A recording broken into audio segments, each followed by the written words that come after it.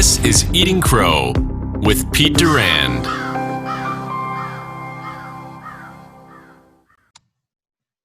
Hey folks, welcome to another dynamic episode of Eating Crow with Pete Durand. I have chef extraordinaire Todd Wiebusch on the call with us today. Todd is an old friend, a staunch supporter, and one of the smartest people I know. And Todd has an angle that we're going to drill out into that we've never had on this program. But for those listening, this is the podcast you want to pay attention to because you're probably going to learn more than anyone we've had. Todd, welcome. And why don't you share kind of where you are today, and we'll drill down into I think the 10 or 12 Eating Crow moments you documented for me and talk about them. This is great.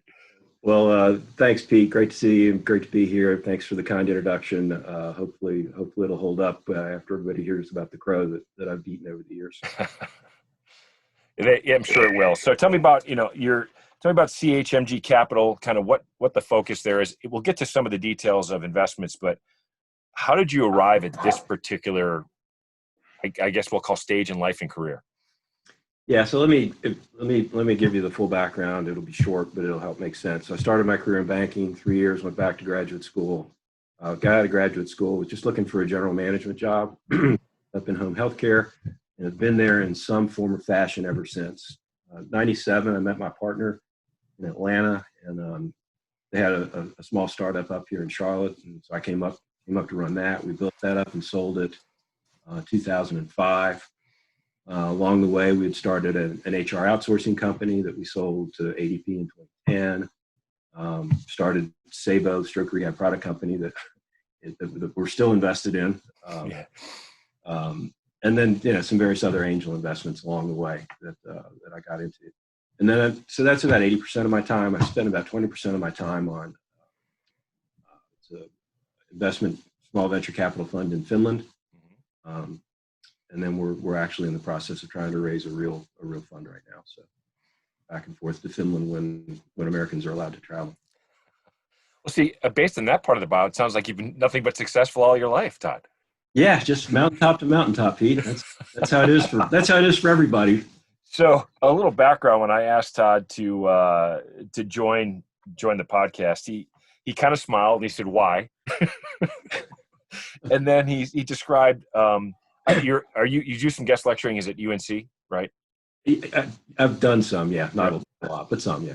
And apparently, when Todd's introduced, the professor goes through his resume, which you've heard is pretty impressive. But then he has this thing called his anti-bio, and Todd has listed here, and I've got them counted here, 11 or 12 utter failures, and described them in gory detail, and the crow he ate along the way. Which I will tell you. I think this is one of the reasons I'm endeared to Todd in such a fashion. He understands the grind of an entrepreneur, right? And most entrepreneurs that are successful, you often don't hear the 2 or 3 unsuccessful initiatives they had behind them. It's only, and by the way, that's why I started this podcast. I'm one of the more unsuccessful entrepreneurs you'll ever meet. I have some passion. I like what I do, but you see the best version of everyone on LinkedIn. You see the best version of everyone on social media. When people are at cocktail parties, they don't talk about the shit show that was their life before they made a lot of money. Absolutely right. And where the hard lessons are in those shit shows. At the moment you realized, I got to rethink this. I got to eat a little crow. Potentially that somebody's serving me, or that I've served up for myself. So, Todd, one of the first one you have listed here, I think, is fantastic. Your first job as a banker, you created a bunch of loans that ultimately had to be written off because they were uncollectible. Yeah, but I got off to graduate school before I got caught. So perfect, right? So you realized where it was headed and got out. And then this is great. You said you spent a semester partying with your new bride in Caracas. Yeah, best 6 months of my life, or the best 6 months of my life. How often do you have to remind your wife that at some point you had a really good 6 months? Honest to God, Pete. So we were just married a couple months, probably 3 or 4 months. And my wife is from Hickory, North Carolina, and had barely left the state of North Carolina, much less never left the country. Wow. So I spoke Spanish, but she did not. And, my she's not in the room, so I can tell this joke. She hates it. The 2 toughest years of marriage, right? First one and the one you're in. Correct. And so So we had a rocky first few months, and I still maintain that had she had the language skills and confidence to get in a cab and go the hour and a half from where we lived in Venezuela down to the airport to fly home, we wouldn't be married today. But we got through the first 3 months, and then we had a great time. That's sage advice, by the way. And I think it's funny when you look back at your life partner, Yep. and they can get through those times with you. And by the way, they're also the best people to remind you that you probably should eat some crow. Absolutely. It pisses me off sometimes, but I'm like, well, thank God I've got you to tell me how shitty I am or how. I've got three. You've got some. I've got some grown kids now that tell me the same thing. Yeah. You're starting a podcast? What are you, an idiot? So from there, you went to grad school, and then you ended up in Connecticut. Connecticut. Yep. Cold, snowy, far away, expensive Connecticut, where at least the people aren't very friendly. No offense to you Connecticut listeners, if there are any. Well, you mentioned your wife is from Hickory, which, by the way, if you live in North Carolina, is pronounced Hickory. Hickory. Yeah. So I can imagine bringing somebody who's grown up in this climate to Connecticut was a bit shocking. So I literally, Pete, I hated it as much as she did. We there and our first winter, everybody had warned us about how horrible it was going to be. And our first winter, we got towards the end of the winter, and I was saying to one of the neighbors, said, "Yeah, man, that really sucked." And the guy said, "Kidding me? That's the mildest winter." Waiting for that. Yeah. The third year, I was out of there. For our anniversary, I gave my wife a copy. So our anniversary is in February. I gave my wife a copy of the listing contract where I'd put the house for sale. I said, but don't put a sign in my front yard because I didn't have a job to go to. But I said, No way are we spending another year up here. And fortunately, we got the house sold and moved to Atlanta. We moved from Charlottesville, Virginia, when I worked at GE, to Ann Arbor, Michigan. Yep. Ann Arbor is a great town, actually. It's a great college town. Met a lot of great friends there, but we're from the Midwest. We're from Wisconsin, so we knew what we were getting into, but our kids didn't, and they were little. I mean, they were a newborn and 5 and 8 years old, and I think it was February of the first year we're there, and my 5-year-old son looks outside and says to me, "Daddy, when will it be sun again?" And I did the same thing. We ended up moving back to Raleigh. I had some co-investors in Michigan that were invested in some companies in Raleigh. I ended up working remotely from Raleigh, from Michigan. We moved down to take care of my wife's parents. But, same thing. We would never leave North Carolina, and no offense to anybody in the colder regions. My whole family's still in the Midwest. Yeah. In Atlanta, you started this new home health care company. This is, I think, when it's interesting when I look at your Bio, things started to really get interesting, where you started to get into the meat of it in some of these businesses. You're truly an entrepreneur for the first time. At what point did you and you went through some challenges. Tell us about, how the market took a turn just as you guys did this, and you were really kind of in survival mode. Yeah, so that was after we left Atlanta, came to Charlotte. I met my partner down there. We spent 10 months getting to know each other at the Waffle House on Northridge Boulevard. And they had this company small spin-out startup company here in Charlotte.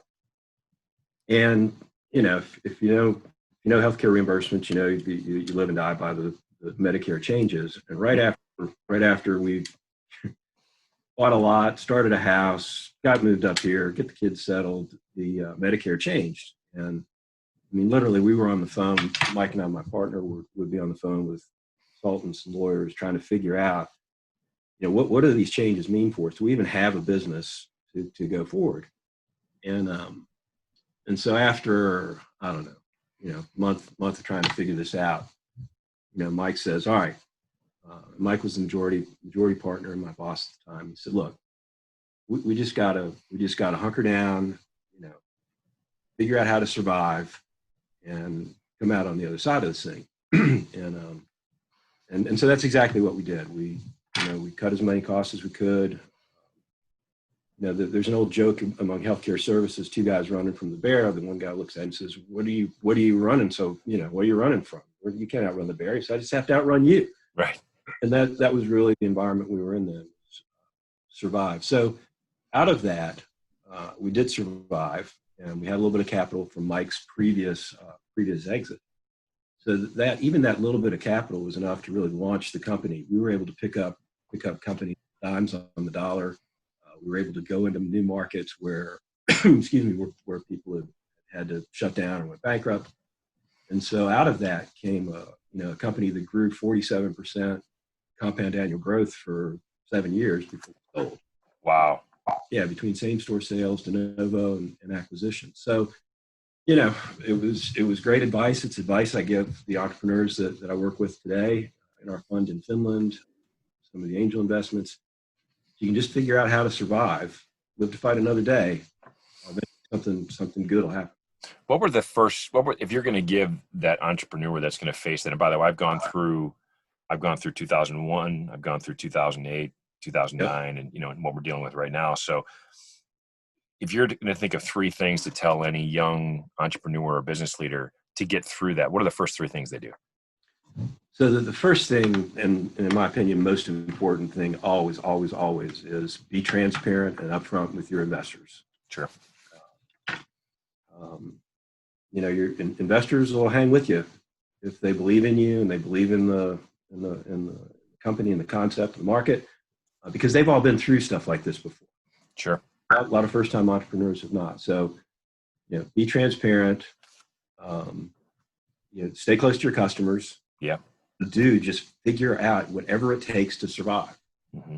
A lot of us are going through that with COVID. Sure. I mean, I don't know about you or your listeners, but it was a scary time back there in March when you're a business owner, entrepreneur, investor, and you're up there without a safety net. So it was, and advice. I think the first 2 weeks, everybody's just trying to gather information. Yep. And transparency is key. The other thing that I would add, and the third one, which I think you'll drill down more into, is cut where you don't think you can. Cut costs where you don't think you can because you can. Great point. I've learned that lesson over the last 4 months. Mm-hmm. Absolutely right. Our management team has started this process of, hey, we got to take some time and really analyze what have we learned over the last few months, because there's been some great lessons learned. Oh yeah. Yeah, without a doubt. And I think the sooner you do it, communicate that to your teams, to your employees, and the communication is, especially this time around, no one knew it was going to happen in 4 months. So our message was, we just need to extend our runway. Yep. We're going to take these actions. This gets us through August. And then in July or June, we'll reassess. That might have to get us through September, and it could be tough. But this just in, right? Every day. Yeah, it was again, I'm sure for you guys, for us, it was, we got to raise as much cash as we can find. Mm-hmm. Because we don't know how long this is going to last. We don't know what it looks like on the back end. So, and as a result, we have more cash kind of sitting around today than we've had in a long time. It's interesting. We made some aggressive cuts as well. And then your second point, we got close to our customers. Yeah. We called we have hundreds and hundreds, and we have thousands of customers. We called them all. Wow. And the message was, we're here. What can we do to help? That was it. In some situations is, can you waive our fees? Can you put us on pause? Whatever. And we did all those things. And now we're going back around and customers are starting to re-engage. But there is no playbook for this. Like you said, it's interesting. You guys are doing a little bit of a look back to develop this playbook. Right. Right. Because these things could come up again. You never know. I mean, you and I've got a little more gray hair on me than you do, but it's something really, really cataclysmic happens about every 10 years. Yep. So we had COVID 10 years ago. We had the financial crisis. 2001 was the dot-com stock market crash. Yep. You can go back about every 10 years. It seems like something really, really bad happens. And people come out of it. The businesses look different. They're designed to be different, but there are some parts of this market that have done incredibly well the last 6 months. Yeah. And some parts that are still struggling. It's shocking. Yeah. Yeah. Yeah. I mean, the best thing that happened to us was the Medicare changes back in 1998, 99, because it forced us to get lean, focus on growth, and then we came out of it like a freight train. When you think about some of the lessons you've learned along the way, Todd, are there books or mentors or peers that you learned from, or was a lot of it just on the job training? I had a guy that I worked for. I mean, I've had some great bosses. Okay. And actually, I don't think I've had what I would call a bad boss. Wow. Lucky you. Yeah, I have been. I mean, I've been lucky in every aspect of my life, honestly. If I look back, I do remember one boss. I was a young general manager, probably 28, 30. We lived up in Connecticut. This was back in the day when you could smoke in the office. And Sure. So we're in his office, and we're talking about budgets. And he's sitting there, and he's got his feet up on the desk, and he's got his ashtray sitting here in his lap, and he's smoking a cigarette, and he's telling me I got to have 15% growth in this office. It's one office. Nobody had it. I think I was over 10 or 12 offices. I looked at it, I said, Bob, we got 47 or 48% market share in this. I mean, I can't grow 15%. And he's got his feet up, and he takes a long draw on his cigarette, reach down there and get the phone book out. And I said, okay, get the phone book out. Turn to the home respiratory pages. And so I do it, and I know where it's going. Yeah. Count the other companies. Count them. And another draw on his cigarette, and he leans across the desk and looks at me and says, you can grow 15% a year until every one of those MRFers are out of business. Wow, the Bill Belichick of home respiration. Yeah, that is not my management style, but no, I've had some great bosses. Probably the guy that I've learned the most from and benefited in life, honestly, the most from is my partner from Atlanta, Mike. Okay. Yeah, I told you we got to know each other at the Waffle House. Mike is a super, he's just a great guy, great person, great family guy, great businessman, great philanthropist, great friend to me and my family. So, I mean, he has been probably the single most influential non-family member for me. So it's interesting. A couple of the other success stories we're having on the show have a similar type relationship, right? Where there's someone they got to know early in their career, and they have maybe not all the time, but consistently come back to work together. Yeah. And there's a high level of trust there. We did our first agreement where he gave me equity in the company. We had it in writing. It was on, but it wasn't a legal document. And both of us comment on this. I mean, our deal was a handshake deal until it looked like we were going to sell the company, and we were like, holy cow, we better get this document. But both of us speak to how important that was to each of us, that, hey, we had a handshake deal. And we've always kind of had a handshake deal, or handshake understanding, even on a couple of things that we're working on today. Sure. We'll get them papered at some point, but it doesn't matter, with at least with him and me, and I know with him and some of his other. Yeah, I've got a couple of folks like that in my life that I trust to, at all times, work their tail off and do the right thing. Yeah, I mean, the definition for me of a good partner is somebody who's willing to put my interests in front of them, and vice versa, that I'm willing to put my interests in their interests in front of me. I mean, life's short, and good partners are hard to find, so you want to keep them around for the long term. Yeah, and there are thousands of examples where that didn't go well. Yeah. Right. Yeah. In some of our portfolio companies in Finland, we've had some blowups. So, yep. So tell us about Finland. How did that start?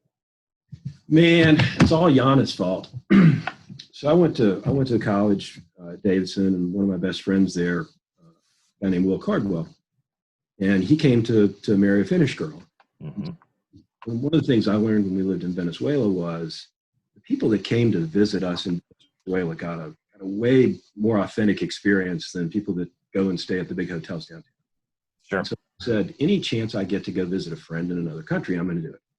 So Will was back in graduate school at Helsinki in '92, and that was my first trip over.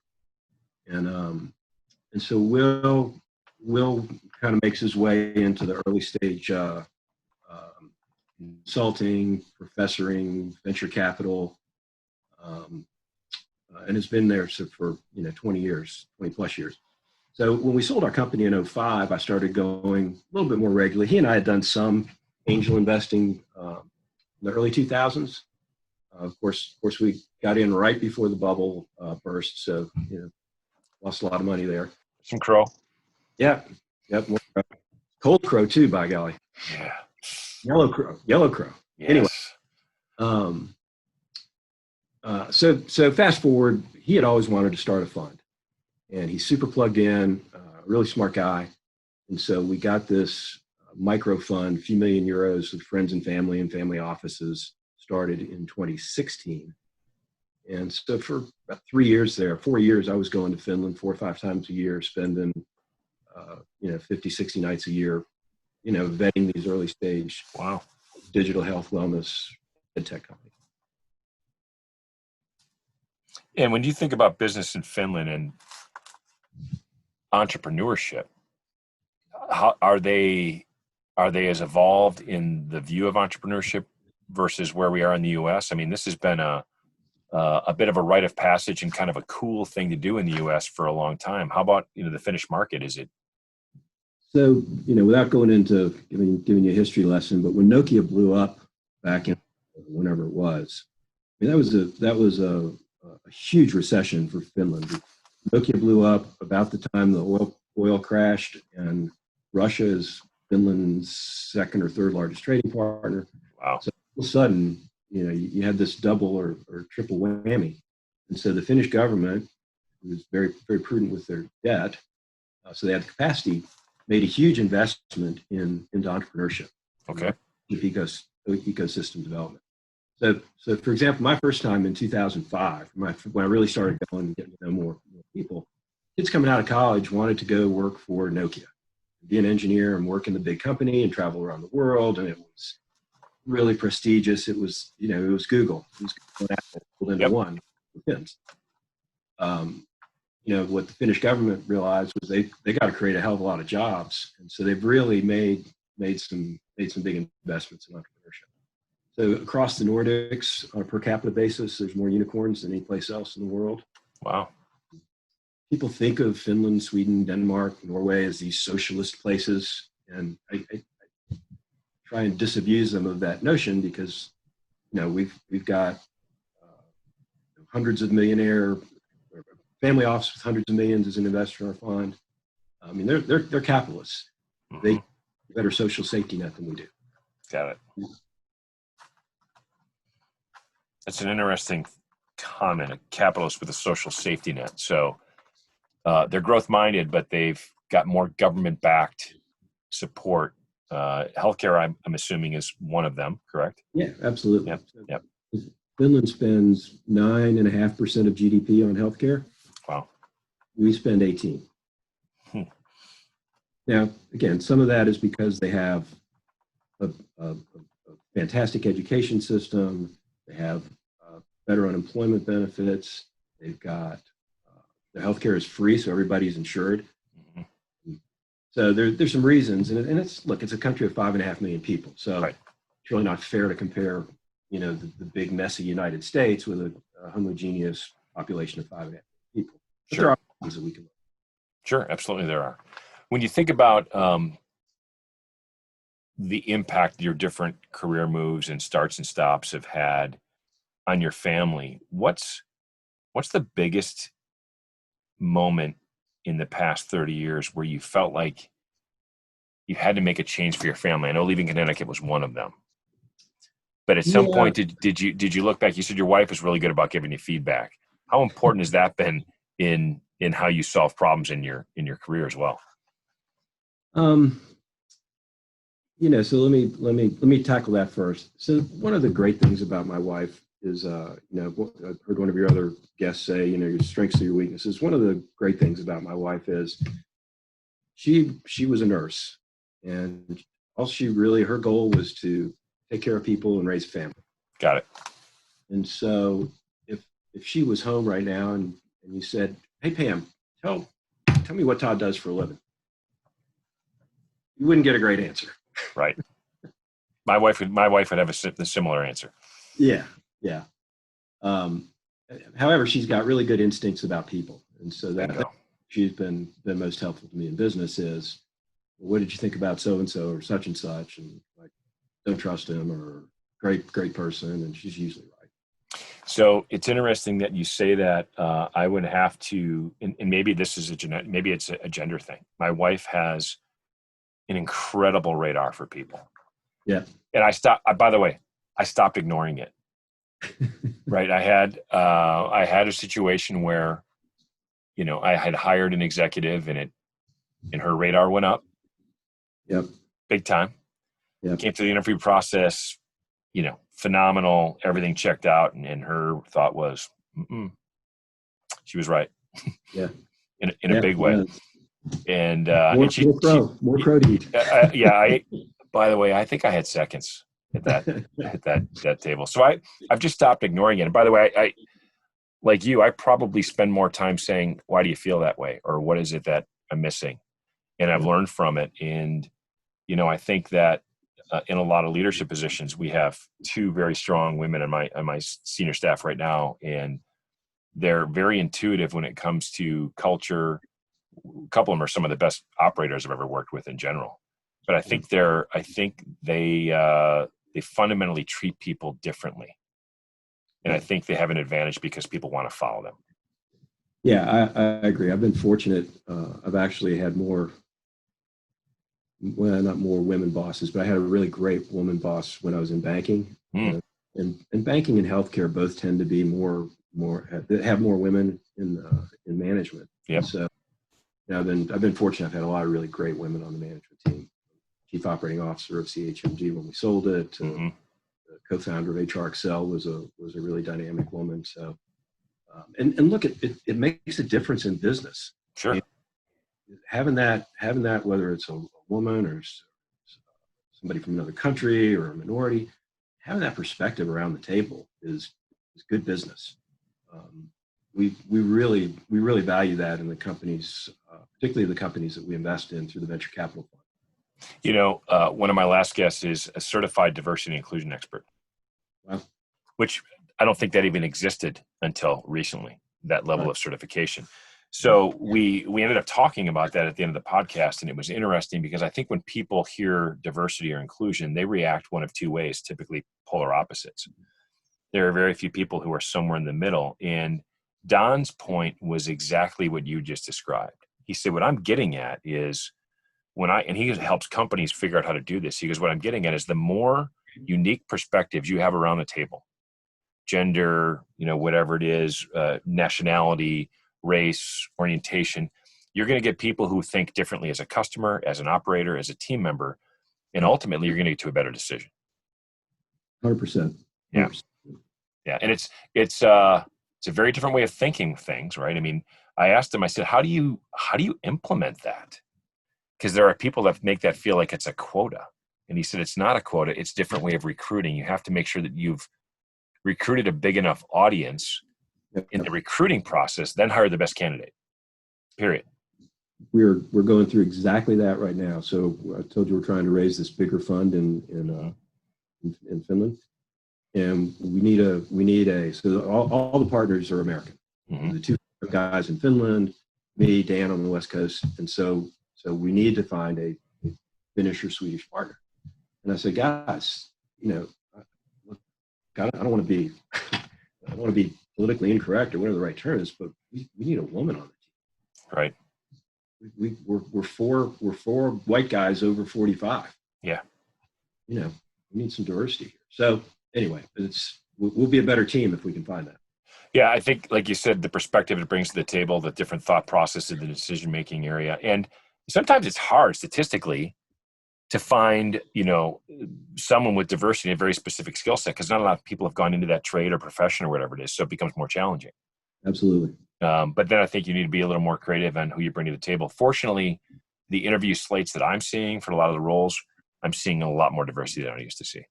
Good. People they're sticking their neck out. They're trying different things. They're not afraid of what they bring to the table. Yeah. And I don't think the country, certainly right now, is aware of the fact that there is a lot more good things going on than bad. Yeah, that's right. The good news doesn't sell advertising. Correct. Right. It really doesn't. When you think about building a team, now most of these companies you guys are investing in are based in Finland, correct? Yeah, the ones in the fund are. Yeah. And how is diversity handled in a Finnish company? It it's not even a consideration, Pete. Interesting.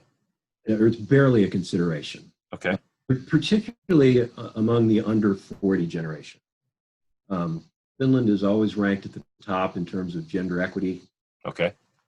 You probably don't know, but they've got the youngest prime minister in the world, and she's a woman, Mm-hmm. 4-year-old social democrat, and a lot of her cabinet is younger women. They had a female president, Tarja something, a few years ago. So it's. I mean, I've got friends in Finland, single friends who say that the girls get pissed off at them if they like hold the door for them or offer to buy them a drink.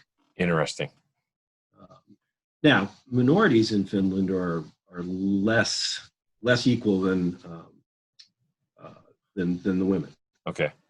I think that's a historical thing. There's just not a lot of minorities in Finland to begin with. They have recognized that a population of old white people is not sustainable into the future. And so they not only they've got incentives for families to have more kids, but they're also opening up to more diversity, more immigrants. Okay. And they do a really good job of assimilating them. And you just don't read about the problems that some countries have in assimilating immigrants. Interesting. So your comment that it's not even an issue from a gender perspective is really something sure, people aren't probably aware of. Yeah, for sure, gender, and that's true across the Nordics: Sweden, Norway, Denmark, Iceland. Got it. When you're looking for whether it's in the U.S. in an investment or over in Finland, and I'm going to channel this last question towards entrepreneurs as they're listening to the show who inherently are going to move into leadership roles, whether they've had that experience or not. What are the 3 characteristics? And I'm really interested in your answer because of the history you've had with good quality bosses, et cetera, right? Good quality leaders. What are the 3 characteristics that Todd looks for in backing an entrepreneur or a CEO? So again, first, always most important deal breaker fit in there is trust. Okay. Gotta completely believe that person is honest and trustworthy and will tell you the good news and the bad news, because there's going to be bad news. Sometimes there's not a lot of good news, but there's definitely a lot. I suppose another one is we've got an investor in our fund and a friend in Finland who they sold their company, and their investment vehicle is called the No Asshole Company. Literally, that's how it appears in the cap table. That's awesome. No assholes. And so that sort of speaks for itself. And I guess the third thing is you want a level of energy and competence, believability, and thinking that person will do whatever it takes to be successful. And that is you had that at Rival, you've still got it.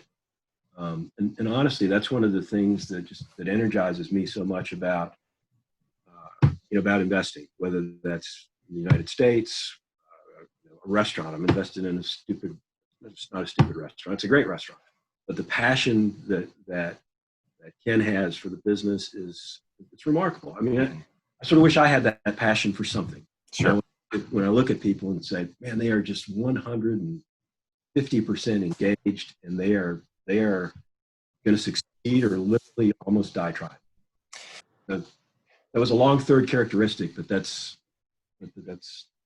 so a little bit for our listeners. You and I have a history, right? So I can tell people that I've seen you filter with all 3 of those, right? So you and I established trust over a long period of time of working together, and you gave me the feedback. And by the way, my background is I'm an engineer, right? So I have a lot of analytical operational stuff, but I am inherently a passionate sales and marketing dude, right? Yep. So the feedback I Absolutely. received from you and one of my previous investors is I'm always identifying the problem and moving on to the solution. Right. So what I needed, one of my weaknesses is I didn't spend enough time on the problem, explaining it to my investors and peers. Like, look, if it's a shit turd, put it on the table. It's a shit turd. We need to smell it and taste it and talk about the shit turd. I know, Pete, you're already on to the solution, but you just dropped a shit turd on the table. So let's talk about it so we can build some trust that we've actually talked about it. So that's really good advice, right? And kind of, nobody likes to pick it apart, but sometimes you got to pick it apart and see what's in there. So by the way, I think I over-indexed at one point where I spent a little too much time in the shit turd and people are like, all right, you got to move on. I'm like, I'm already there, but I thought you wanted, no. So, right.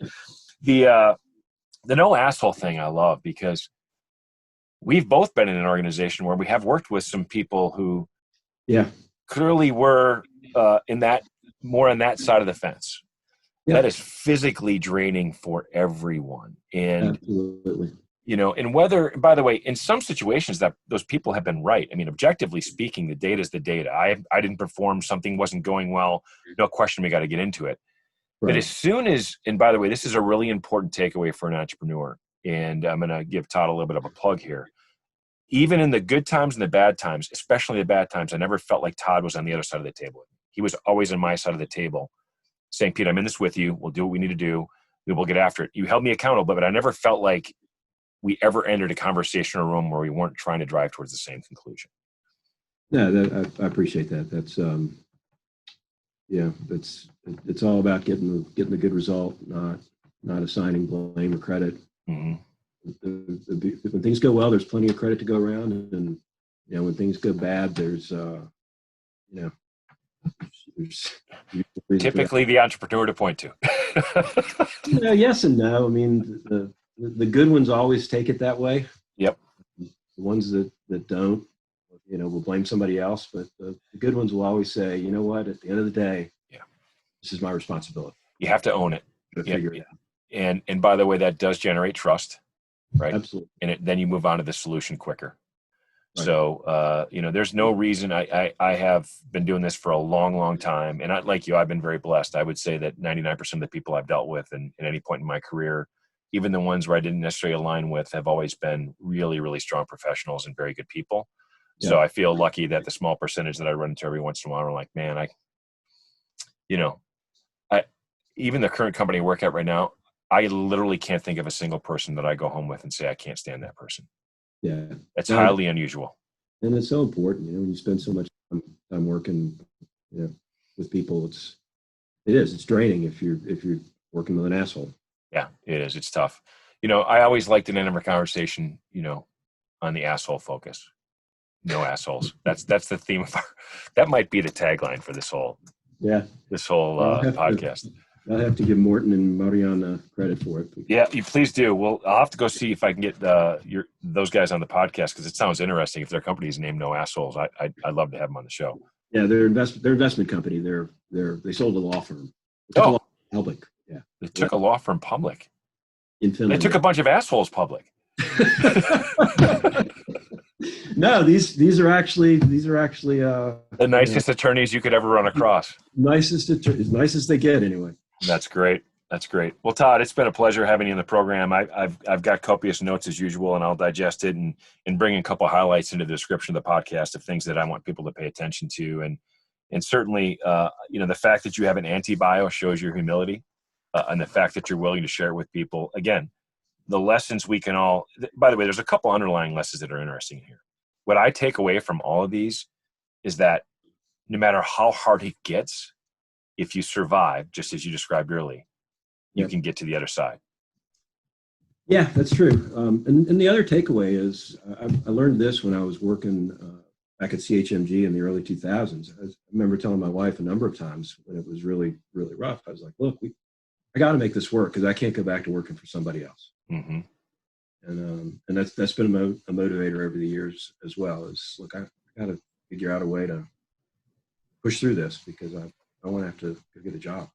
Yeah, Rich Font, I think he's episode 4. The title of his podcast is "There Is No B Plan." Yeah, I listened to that one. That was a good one. Yeah. Rich is an amazing guy, and he said the same thing. He goes, "There is no B plan, hon." This has to work. And those are the people you want to invest in, by the way, too, right? Absolutely. They're going to figure it out. Well, Todd, again, thanks for eating crow with us. We appreciate it. And we look forward to following up and hearing more how things go and on your Finnish financial friends. All right. Thanks for having me, Pete. Love you. Bet. Thanks for checking out Eating Crow here on YouTube. Drop a like and subscribe so you never miss a video.